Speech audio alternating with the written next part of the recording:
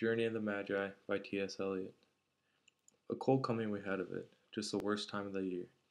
For a journey, and such a long journey, the ways deep and the weather sharp, the very dead of winter, and the camels galled, sore-footed, refractory.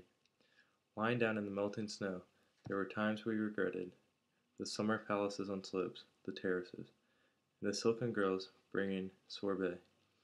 Then the camel men crushing and grumbling, and running away, and wanting their liquor and women, and the night fires going out, and the lack of shelters, and the cities hostile, and the towns unfriendly, and the villages dirty, and charging high prices.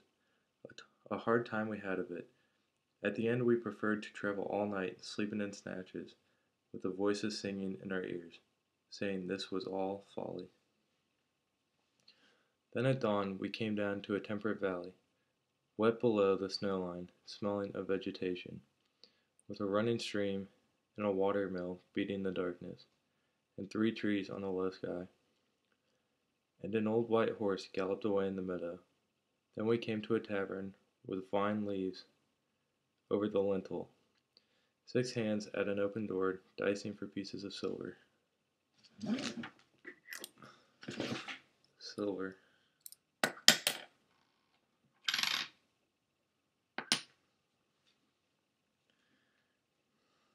And feet kicking the empty wineskins. But there was no information, and so we continued, and arrived at evening, not a moment too soon, finding the place. It was, you may say, satisfactory. All this was a long time ago, I remember, and I would do it again, but set down, this, where we led all that way for birth or death. There was a birth, certainly. We had evidence and no doubt. I had seen birth and death, but had thought they were very different. They were different. This birth was hard and bitter agony for us, like death, our death. We returned to our places, these kingdoms,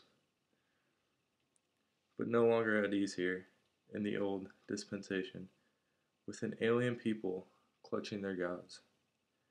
I should be glad of another death.